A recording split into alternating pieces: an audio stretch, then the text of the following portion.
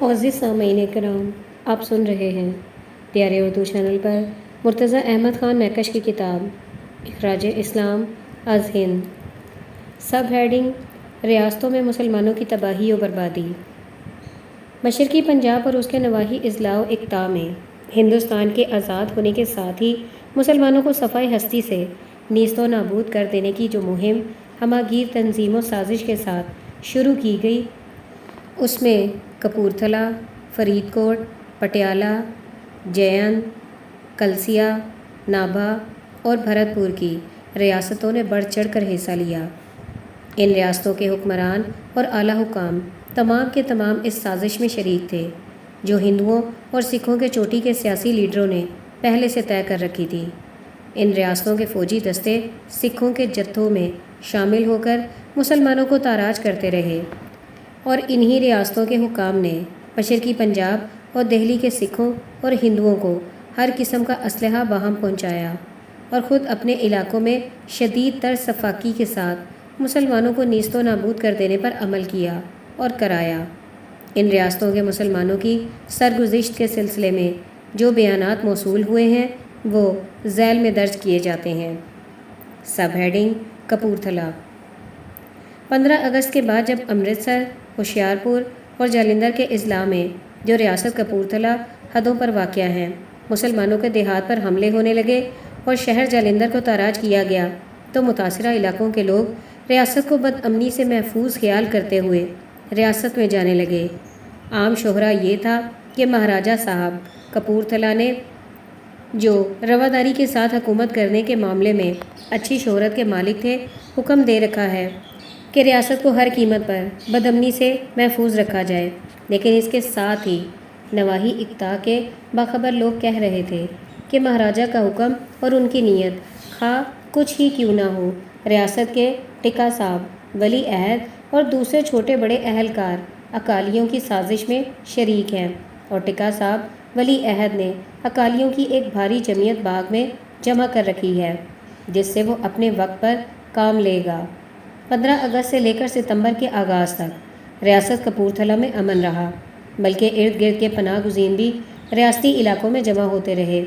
آغاز ستمبر میں سکھوں کے جتھوں نے تباہ کاری کا پروگرام شروع کیا اور مسلمانوں کو گھروں سے بے دخل کر کے قافلوں کی شکل میں نکالنے کی مہم شروع کر دی۔ 10 ستمبر کو کپورتھلا کے 10,000 خانماں برباد مسلمانوں کو ایک اسپیشل ٹرین میں سوار کرایا گیا۔ یہ ٹرین، جو 66 کھلے چھکڑوں پر مشتمل تھی، دوپہر کے وقت کپورتھلا سے جالندھر کی طرف روانہ ہوئی۔ 5ویں میل پر کھوجے والی اسٹیشن کے قریب اس کا انجن اور 3 چھکڑے پٹڑی سے اتر گئے اور ٹرین وہیں رک گئی۔ سکھوں کے ایک جم غفیر نے ٹرین پر حملہ کر دیا۔ 22-23 گھنٹے قتل و غارت کا سلسلہ جاری رہا۔ عورتوں اور بچوں کی چیخو پکار سے کوہرام مچ گیا۔ بہت سے لوگ ٹرین سے اتر کر بھاگ گئے۔ ڈوگرا ملٹری حملہ آوروں کو روکنے اور پیچھے ہٹانے سے عمدن ناکام رہی۔ اس مقام پر کوئی 500 افراد شہید کر دیے گئے۔ جو لوگ گاڑی سے اتر گئے تھے وہ ایک ایک کر کے بحال تباہ جالندھر کی بستی بابا خیل میں پہنچے، جہاں ابھی چند گھر مسلمان غارت کی حفاظت میں بیٹھے تھے۔ دوسرے دن دوپہر کے وقت 3 بجے جالندھر سے ایک خالی ٹرین آئی۔ مسافروں کو اس پر سوار کرایا گیا۔ اس ٹرین نے 35 منٹ میں 1 میل کا سفر طے کیا اور پٹری سے لڑک گئی۔ یہاں پر حملہ ہوا اور سکھ مسلمانوں کو قتل کرتے رہے۔ کپورتھلا کی افواج کا کمانڈر جے سنگھ بھی موقع پر موجود تھا۔ اس نے بھی حملہ آوروں کو روکنے کی کوشش نہ کی۔ رات کے وقت جالندھر سے ٹرین آیا۔ اس نے ٹرین کو اٹھا کر پٹری پر رکھا اور گاڑی وہاں سے ارجت کہکری کے کھیل کھیلتی ہوئی روانہ ہوئی اور تیسرے دن شام کے 6 بجے جالندھر پہنچی۔ جالندھر میں ٹرین کو پلیٹ فارم کے بجائے بارڈر کی لائن پر لگا دیا گیا۔ رات بھر گنڈے لوٹ کھسوٹ کرتے رہے اور کوئی 250 جوان عورتوں کو اٹھا کر لے گئے۔ جن وارثوں نے انہیں بچانے کی کوشش کی انہیں قتل کر دیا گیا۔ رات کے وقت یہ لٹا ہوا قافلہ امرتسر کی طرف روانہ ہوا۔ بیاس کے اسٹیشن سے ذرا آگے ٹرین کو روک لیا گیا اور تلاشی لی گئی۔ مسافروں کے پاس جو نقد اور زیور بچ رہا تھا وہ یہاں چھین لیا گیا۔ صبح 5 بجے ٹرین امرتسر پہنچی، اسے بارڈر میں واشنگ لائن پر لگا دیا گیا۔ جالندھر میں ٹرین کو پلیٹ فارم کے بجائے یارڈ کی لائن پر لگا دیا گیا۔ رات بھر گنڈے لوٹ کھسوٹ کرتے رہے اور کوئی 250 جوان عورتوں کو اٹھا کر لے گئے۔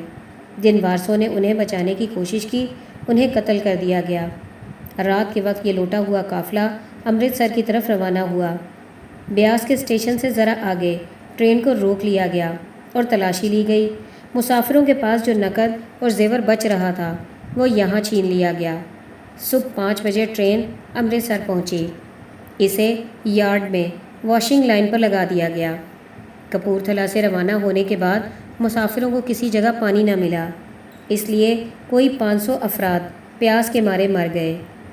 امرتسر میں گرداسپور سے مہاجرین کی ایک اور اسپیشل بھی پہنچ گئی، جس کے ساتھ 16 پنجاب ریجمنٹ کا ایک محافظ دستہ تھا۔ اس دستے کے بہادر اور فرض شناس جوانوں نے دونوں ٹرینوں کی حفاظت کا کام اپنے ہاتھ میں لیا۔ یہ جوان پوری مستعدی سے مسافروں کو پانی پلاتے رہے۔ یہاں سے دونوں ٹرینوں کو ایک ایک کر کے لاہور کی طرف روانہ کر دیا گیا۔ ٹرین لڑکھڑاتی ہوئی کوئی شام کے 5 بجے لاہور پہنچ گئی۔ اس مختصر سے راستے میں ٹرین پر 4 حملے ہوئے، کوئی 2500 افراد شہید کر دیے گئے۔ 500 افراد پانی نہ ملنے کے باعث جاں بحق تسلیم ہوئے۔ نقدی تمام کی تمام لوٹ لی گئی اور 250 کے قریب نوجوان عورتیں غائب کر لی گئیں۔ سلطان پور ریاست کپورتھلا کے ایک مہاجر کا بیان ہے کہ 5 یا 6 ستمبر کو صبح 10 بجے تمام مسلمان آفیسر تبدیل کر دیے گئے اور سپہر کو حملہ کر دیا گیا اور مسلمانوں کو وہاں سے نکلنے پر مجبور کیا گیا۔ سلطان پور اور گرد و نواح کے دیہات کے لوگ بھلانہ میں جمع ہونے لگے۔ 12 دن اس کیمپ میں قافلوں کی آمد رہی۔ آخر 1 لاکھ کا قافلہ جو بیل گاڑیوں اور پیادہ چلنے والوں پر مشتمل تھا کپورتھلا کی طرف چلا گیا۔ اس سے قبل تلونڈی، چودھریاں اور سوال کے کیمپوں سے قافلے چلائے جا چکے تھے۔ ہمارا قافلہ جب کپورتھلا سے آگے نکل کر سبحان پور کی طرف روانہ ہوا تو سبحان پور سے 3-4 میل کے فاصلے پر اسے روک لیا گیا۔ وہاں کپورتھلا کی افواج کا کمانڈر جے سنگھ کھڑا تھا۔ تھوڑے فاصلے پر بئی سیاہ گھراٹاں والی بئی کا پل تھا جس پر سے گزر کر قافلے کو آگے جانا تھا۔ جے سنگھ نے 2-2 ہزار کا قافلہ تھوڑے تھوڑے وقفے کے بعد چلایا۔ پل کے پار سکھوں کا جتھا کھڑا تھا جو پل پر سے گزرنے والوں کو قتل کر رہا تھا۔ یہ قصہ تھوڑی دیر تک جاری رہا۔ آخر سبحان پور سے مسلمان ملٹری کی ایک گارد موقع پر پہنچ گئی جس نے باقی قافلے کو قتل ہونے سے بچا لیا۔ قافلہ سبحان پور اور ہمیرا سے ہوتا ہوا اور دریائے بیاس کو عبور کر کے خلجاں کے کیمپ میں لایا گیا، جہاں بھاری سیلاب آ گیا اور بڑی تباہی مچی۔ ڈوگرا ملٹری نے خلجیاں سے واگا تک 25-26 میل ایک ہی دن چلا کر پاکستان پہنچایا۔ راستے میں بہت سی مخلوق خدا جاں بحق تسلیم ہوئی۔ سب ہیڈنگ فرید کوٹ۔ ریاست فرید کوٹ سے جس کی منظم فوج کے فیروز پور کے ضلع میں تباہی مچائی، بہت کم مسلمان بچ کر نکل سکے۔ ریاستی مسلمانوں کی غالب اکثریت وہیں تحقیق کر دی گئی۔ جو مسلمان نکلے ان کے قافلے کو مختصر کی راہ سے پاکستان کی طرف آنے کے لیے چلایا گیا اور مختصر میں سکھوں کے ایک بھاری اجتماع نے ان سب کو قتل کر دیا۔ ریاست فرید کوٹ سے بہت کم مہاجر بچ بچا کر پاکستان پہنچنے میں کامیاب ہو سکے۔ سب ہیڈنگ ریاست پٹیالہ۔ جناب عبدالعزیز صاحب مسافر تحریر فرماتے ہیں، میں نے 13 اپریل کو مسلمان ٹوہانہ ضلع حصار کی طرف سے 1000 بائنس مہاراجہ پٹیالہ کی خدمت میں ایک تار بھیجا کہ ریاست کے مسلمانوں کی حفاظت کیجیے۔ اس تار کا جواب مجھے 15 اپریل کو ڈاک کے ذریعے بھیجا گیا، جو 20 تاریخ کو مجھے ملا۔ جواب حسب ذیل تھا۔ آپ کے تار مورخہ 13 اپریل کے ضمن میں جو آپ نے ہز ہائنس مہاراج ادھے راج کی خدمت میں بھیجا، میں لکھتا ہوں کہ آپ نے جس خطرے کا اظہار کیا ہے اس میں ذرہ بھر صداقت نہیں۔ ہز ہائنس اور ان کی حکومت ایسے لوگوں سے انتہائی سختی کے ساتھ باز پس کرنے کا عزم صمیم رکھتی ہے جو ریاست پٹیالہ میں کسی قوم کے جان و مال کو خطرے میں ڈالنے کے لیے کوشاں ہوں گے۔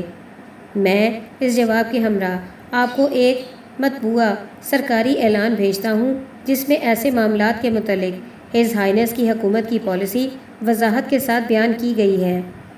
آپ کا صادق برید، موہن سنگھ، برائے وزیر اعظم۔ سرکاری اعلان میں ریاست کی رعایا کو یقین دلایا گیا تھا کہ ریاست کی حکومت ہر قوم اور ہر فرقے کے لوگوں کے جان و مال کی حفاظت کے لیے مناسب ذرائع اختیار کر رہی ہے، لہٰذا اسے یہ دیکھ کر دکھ ہوتا ہے کہ بعض لوگ ریاست چھوڑ کر باہر جا رہے ہیں۔ اس سرکاری اعلان میں اپیل کی گئی تھی کہ سب لوگ اپنی اپنی جگہ پر بیٹھے رہیں۔ اس جواب کے باوجود اپریل کے آخری عشرے میں ریاست پٹیالہ کے مسلمان ہجرت کر کے انگریزی علاقے میں آتے رہے۔ اس لیے 3 اپریل کو مسلمانان ٹوہانہ کی طرف سے مہاراجہ صاحب کو ایک اور تار بھیجا گیا کہ برنالہ، مانسا اور جانا منڈی اور ہڈایا کھڈی کے مسلمان خطرے میں ہیں، ان کی حفاظت کیجیے۔ اس تار کا کوئی جواب موصول نہ ہوا، لیکن ریاست کے اندر سے برابر اس مضمون کی اطلاعات ہوتی رہیں کہ ریاست کے تمام چھوٹے بڑے اہلکار، تحصیلدار، ذیلدار، تھانے دار وغیرہ مسلمانوں کو حفاظت کا یقین دلا رہے ہیں اور کہہ رہے ہیں کہ سکھوں کو جو مسلمانوں پر حملے کر رہے ہیں اقرار واقعی سزا دی جائے گی۔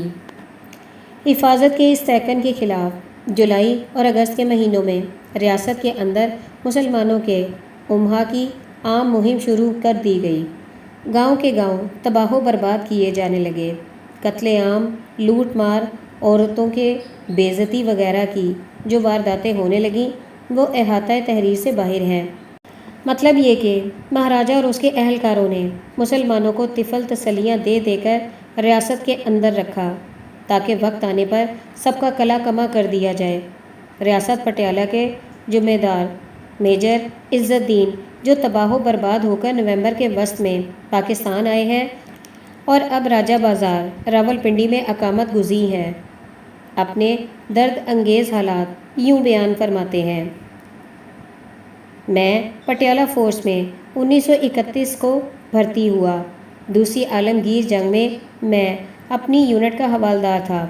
4 سال سمندر پار رہا، ذمہ داری کا عہدہ وہیں ملا۔ پٹیالہ میں واپس آیا تو حکومت برطانیہ کی سفارش پر ذمہ دار میجر ہو گیا۔ اختتام جنگ کے بعد میں نے محسوس کیا کہ پٹیالہ کا جابر حکمران اپنی فوج سے مسلمانوں کی نفری کم کرتا جا رہا ہے، چنانچہ معمولی سی باتوں پر مسلم سپاہیوں کو فوجی قسم کی سزا دے کر فارغ کر دیا جاتا۔ اکثر مسلمانوں کو جن کی ملازمت کچھ لمبی ہو گئی تھی قبل از وقت ریٹائر ہونے پر مجبور کیا جاتا اور انہیں پینشن بھی نہ دی جاتی۔ پٹیالہ کے غافل و بے خبر مسلمان ان باتوں کا احساس ضرور رکھتے تھے لیکن انہیں معمولی سمجھ کر نظر انداز کر دیتے تھے۔ آخر 1946 میں راجہ نے خفیہ احکام جاری کیے کہ ہماری فوج سے 80% مسلمان فوراً نکال کر ان کی جگہ سکھ بھرتی کیے جائیں اور 20% مسلم سپاہی محض دکھاوے کے طور پر رہنے دیے جائیں۔ چنانچہ ایسا ہی ہوا۔ دسمبر 1946 تک پٹیالہ ملٹری میں مسلمانوں کی تعداد 80 کیا 90% کم کر دی گئی۔ مسلمان افسران فوج کو خاص طور پر نکال دیا گیا اور ان کی جگہ بدماش اور گنڈا سکھوں نے پر کر لی۔ یہ تھی ریاست کے مسلمانوں کو قتل و غارت کرنے کی بنیاد، جس کو اگست 1947 میں جامہ عمل پہنایا گیا۔